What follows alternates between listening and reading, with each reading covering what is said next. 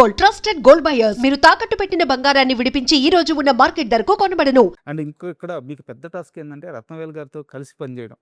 అంటే అది ఒక్కోసారి చాలా ఈజీ అవుద్ది. ఎందుకంటే అంత పెద్ద కెమెరామ్యాన్ ఎంత లేదన్నా ఆర్ట్ కెమెరామ్యాన్ అదేంటంటే భార్యాభర్తలు కలిసి సంసారం చేసినట్టే. అవును. సో రత్నవేల్ గారితో వచ్చిన అతిపెద్ద సమస్య ఏంటంటే ఆయన లైట్ సోర్స్ ఇప్పుడు న్యాచురల్గా ఉండాలంటారు. చాలాసార్లు ఆయన ఇంటర్వ్యూలో కూడా స్టేట్మెంట్ ఇచ్చారు. అవును. సో మీకు ఇక్కడ ఆ లైట్ సోర్స్ తీసుకోవడానికి సెట్స్ అది కాంప్లికేషన్ అయిందా లేకుంటే ఎలా వర్క్ చేశారు? ఇప్పుడు దాకా నేను పనిచేసిన ప్రీవియస్ కెమెరామెన్స్ అవ్వచ్చు, ఏదైనా అవ్వచ్చండి. జనరల్‌గా నా అండర్‌స్టాండింగ్ ఏంటంటే if you have an good enough knowledge, నువ్వు నీ పని నువ్వు ఎలా చేస్తున్నావు అనేది నీకు క్లారిటీ ఉంటే ఏ టెక్నీషియన్ అయినా అవతలోడికి అర్థమవుతది. సార్ అండ్ ఆ ట్రస్ట్ మీద వదులుతాం. అరే! ఈడు కరెక్ట్ పని చేస్తున్నాడు అనే దాంట్లోనే ఉంటది. సో, ఇప్పుడు దాకా మనం పనిచేసిన ప్రతి డీఓపీతో ఏ రోజు నాకు ఏ క్లాష్ లేదు. సార్ మేబీ సమ్‌వేర్ నేను సినిమాకి కావాల్సింది కరెక్ట్‌గా చేస్తున్నానో, లేకపోతే నేను చెప్పేది వాళ్ళకి కావాల్సిన డౌట్‌లవన్నీ క్లారిఫై అవుతున్నాయో, లేతే వాళ్ళేదైనా చెప్పింది నాకు ఈజీగా అర్థమవుతుండవచ్చు, బెటర్ అండర్‌స్టాండింగ్ అవ్వచ్చు, ఏదైనా అవ్వచ్చు. ఓకే.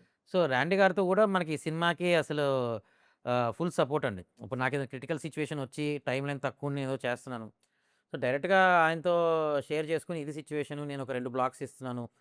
దాన్ని మీరు కన్సిడర్ చేసుకుంటే బెటర్. దాంట్లో మనకేమైనా అదర్ ఫ్యాక్టర్స్ కావాలా? ఆల్రెడీ రైట్ సోర్స్ ఇది ఇస్తున్నాము. అట్లా ఓపెన్‌గానే డిస్కస్ చేసుకునేవాళ్ళం. సో, టెక్నికల్ అసల ఆయనకి నాకు ఏ రోజు క్లాష్ లేదండి. నంబర్ ఆఫ్ బ్లాక్స్ ఆయన వాడిన విధానం పట్ల మీరు సాటిస్ఫైడ్‌గా ఉన్నారా? ఎందుకంటే ప్రతిసారి ఆర్ట్ డైరెక్టర్, కెమెరామెన్‌కి వచ్చిన గొడవ చాలాసార్లు ఇదే ఉంది. గొడవని అని కాదు. ఒక చిన్న ఇద్దరి మధ్య మాటలేందంటే ఎక్కువ రిఫ్ట్. ఎక్కువ బ్లాక్స్ వాడలేదని యాహ్! చాలా కంప్లెయింట్స్ ఉంటాయన్నమాట. యాహ్! సో ఈ విషయంలో సాటిస్ఫాక్షన్‌గా ఉన్నారా? ఎందుకంటే అన్ని సెట్‌లేసారు.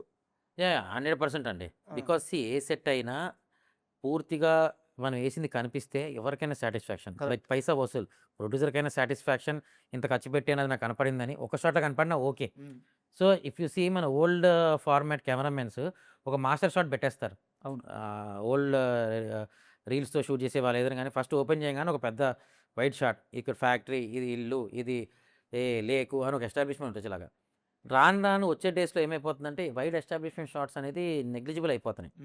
అది మేకింగ్ ఫార్మాట్ చేంజ్ అవ్వడం వల్ల అవ్వచ్చు, లేపోతే అంతా లైటింగ్ చేసి ఒక షాట్ కోసం చేయడం అవ్వచ్చు. ఏదో I don't know different factors effect అయినాయి. బట్ 'ర్యాండీ' గారిది ఏంటంటే మనం అడక్కముందే ఆయనే ఈ సెట్ ఈ ప్లేస్ బాగుంది కదా! నెక్స్ట్ షాట్‌కి ఇది మొత్తం పెడతాను ఆయనే చెప్తాడు. ఇంకా అలాంటప్పుడు మనకి ఇంకేముంది? అండ్ 3 ఏళ్ల నుంచి మీరు 'రామ్ చరణ్' గారిని దగ్గర నుంచి చూస్తున్నారు. ఆయన ఈ సినిమా కోసం ఎంత కష్టపడుతున్నారు, ఎంతగా మారారో ఆ విజువల్‌గా మాకు కనిపిస్తుంది. సో మీరు దగ్గర నుంచి చూసిన 'రామ్ చరణ్' కష్టాన్ని ఒకసారి ఆడియన్స్‌కి చెప్పండి.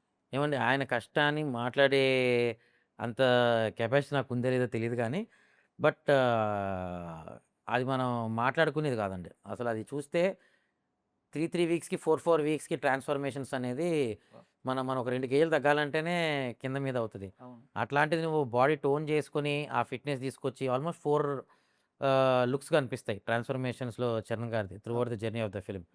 దాన్ని మెయింటైన్ చేస్తూ అట్ ద సేమ్ టైమ్ కుస్తీ ప్రాక్టీస్ చేసుకుంటూ, ఇవన్నీ చేయాలంటే మల్టీ టాస్కింగ్ చేసుకుంటూ 24/7 డెడికేషన్ ఇచ్చినట్టే ఆయన ఈ సినిమాకి.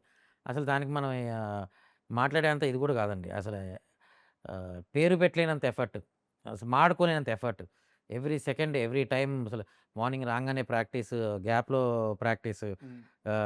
ఆ 'విక్కీ కౌశల్' వాళ్ళ ఫాదర్ మొత్తం మన ఇవి డిజైన్ చేశారు కుస్తీ అంతా. సార్ సో, ఆ ప్రాక్టీస్ అవ్వచ్చు, ఆ షాట్ మేకింగ్ అవ్వచ్చు, ప్రతిదీ.